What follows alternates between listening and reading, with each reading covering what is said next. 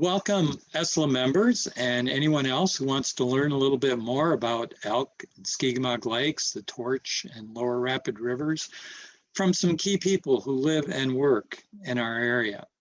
Today's Zoom interview is the Lake Association's fourth since the COVID pandemic began more than a year ago. It's one way we're trying to reach out to you all and stay in touch during these difficult times.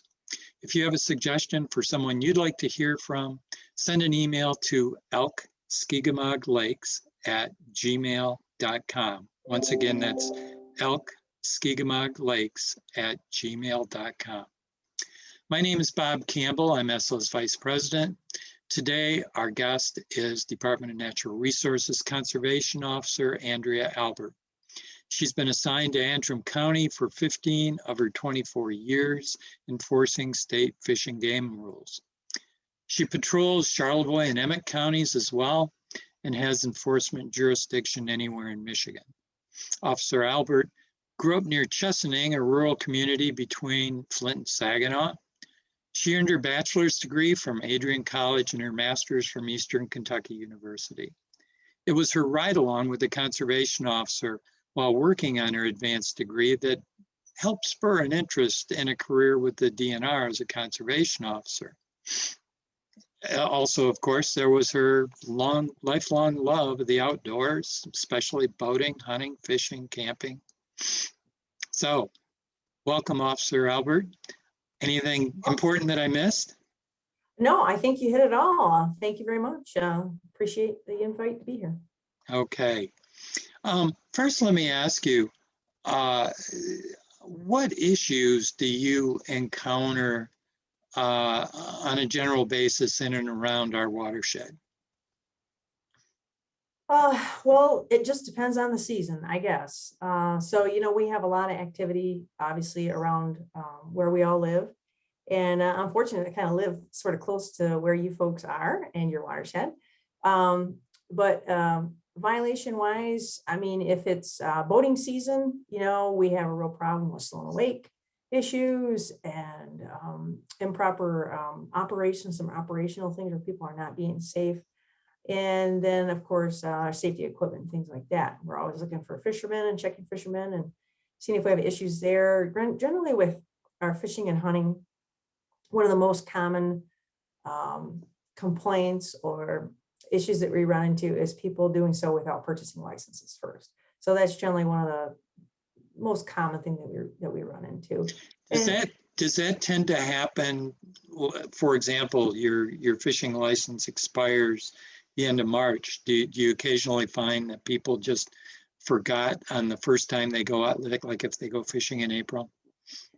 Occasionally you'll run into that where someone, and you can go back and look and see, oh, well, did this person purchase a fishing license last year? If they didn't, then that story doesn't hold water. Right. Right. Or have they, been purchasing fishing licenses the last 10 years or whatever it may be, then okay, maybe that's a little bit more believable.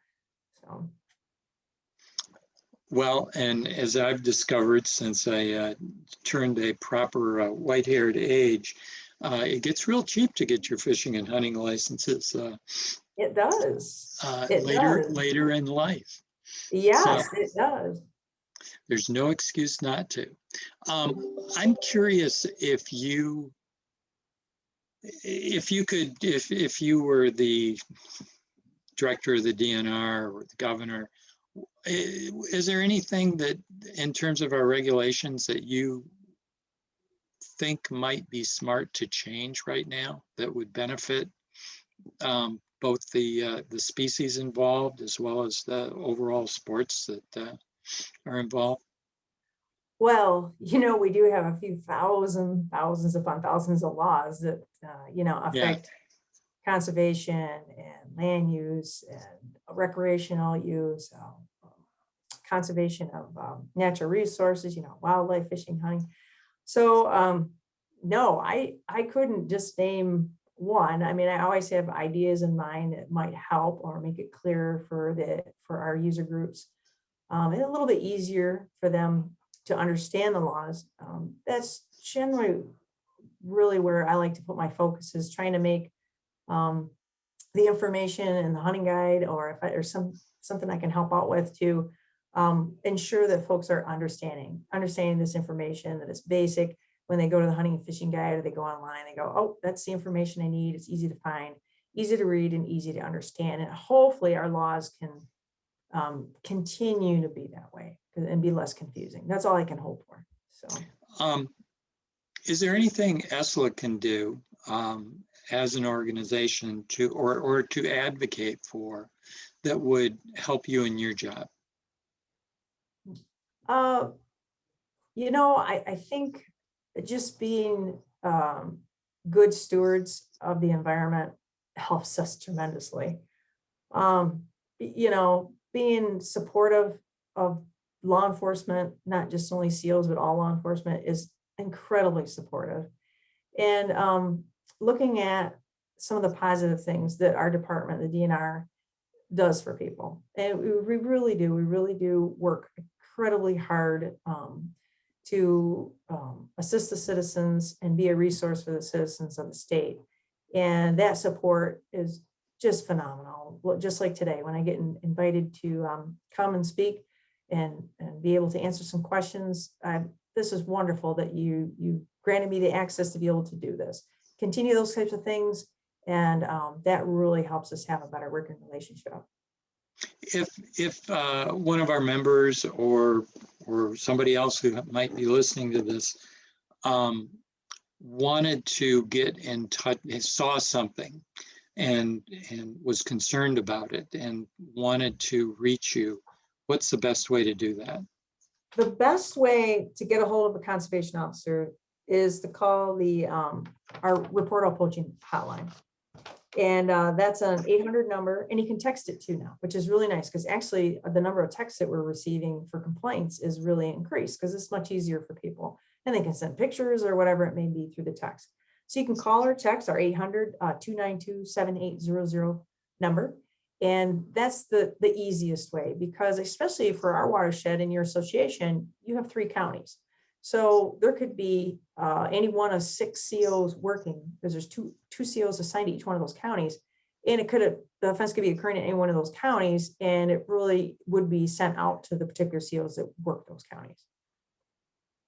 Good.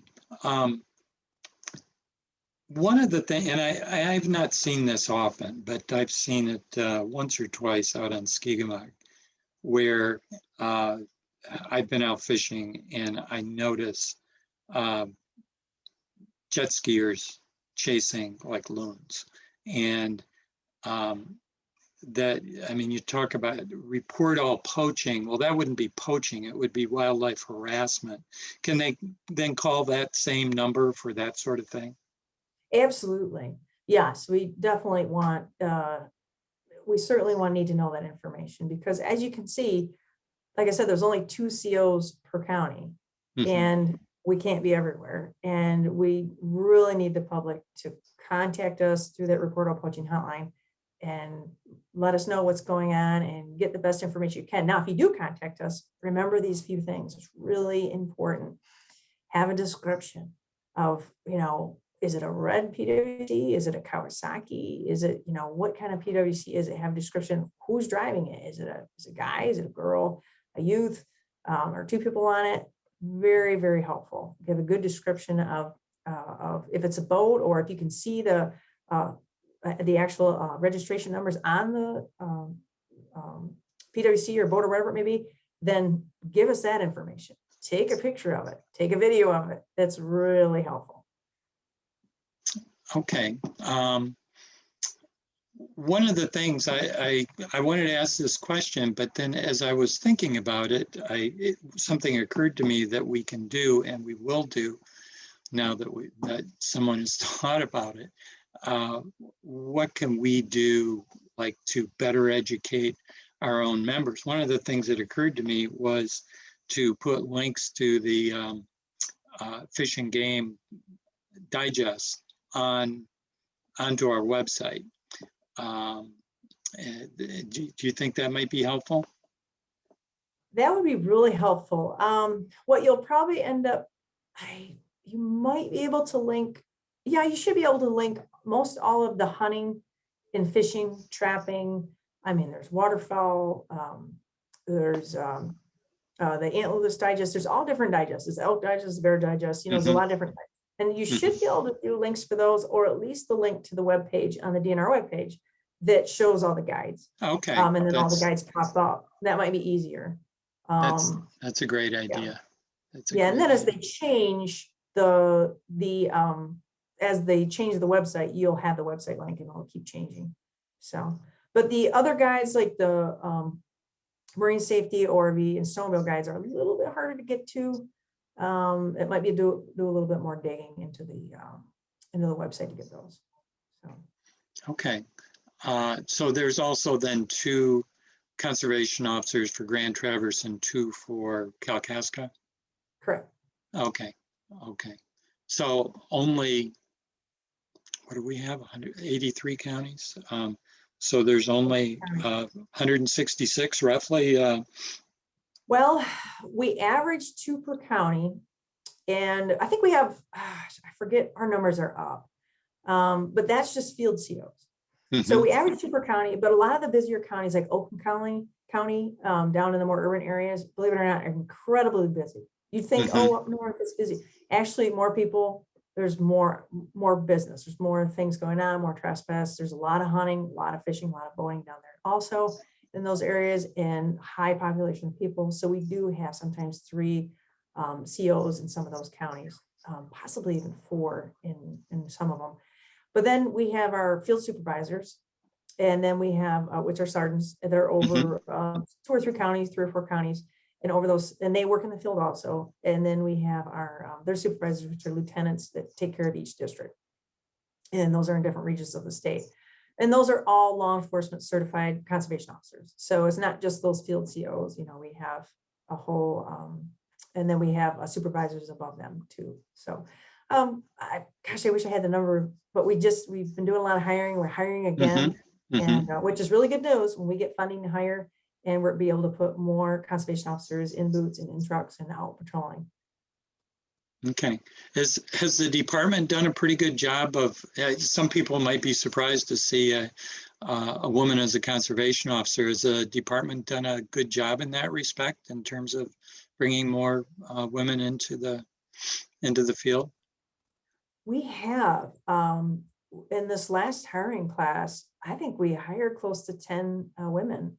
That is really impressive to see. And I know that there's always a push to, and there should be, to have a more diverse enforcement staff, and, you know, from all different minorities. Sure. Because we really need to be a reflection of society that we work in, wherever it should be. So yeah, we need that diverse type thinking. And I know there's been a real push for that. And it's nice to see some fellow, my partner, she also a woman that's been on for 24 years as a CO. So to have 2 women in the same county is pretty cool too. Great, great. Last thing, I don't know whether you're going to want to answer this or not, but we want to know if you're willing to share any of yours, since you are out there all the time and you like to fish, you like to hunt, share some secrets, especially for our anglers, but also, and the timing is right, considering that those magical morels should be popping anytime now, if some haven't already. Any suggestions for our membership on that? Morels, I don't know how you guys find them. I can't ever see them. I mean, I guess you're supposed to get down on the floor of the forest and be closer to them or something. I don't know. I know I see them if they're huge, if they're you know, the size of a bowling ball, and I'll see those morels. But no, I think you just got to get out and put on good walking shoes and be ready to go. Lots of places, but yeah, with morel hunting. But what a neat, unique thing, you know, that we have in the springtime. It's just, you never know what the outdoors is going to bring you. Boop, comes a morel, something that's a delicacy, you know. Yeah, and then for fishing, oh, I can't give out fishing secrets. I didn't think so. That would be, yeah. One of my, But we one, do have some incredible fishing opportunities, especially in our lake. And it's underfished. I mean, we Mhm. really don't have the fishing pressure that a lot of other places do. And it's unique. I mean, the whitefish, we have the Atlantic program that we have going on. That is just an amazing fishery. The smallmouths, just amazing. So, and how about that lake trout picture I sent you last winter?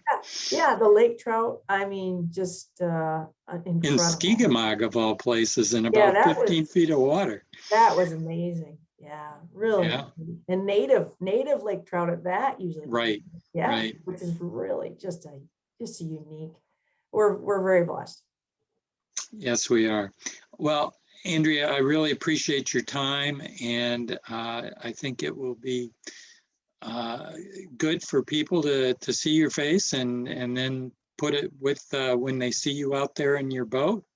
What's your boat? If somebody sees somebody with a CAO uniform on, what kind of boat should it be? Well, I'm so excited because I got a brand new boat, and Michigan made, oh darn, I'm gonna forget the manufacturer's name. I'll think of it in a second, but Michigan made boat, which is always pretty neat. And then it's a center console, 17-foot long, single engine, and with the T-top on it. So you can't miss me now. It's black and white. It's a beautiful boat, and absolutely you can't miss me. And boy, I can get up and down the lake pretty fast with it, which is really nice. Very handy, good to work out of. I can beach it where I need to beach it, our notorious sandbar or wherever else, but it's a good boat to work out of. So please wave and say hello. Okay.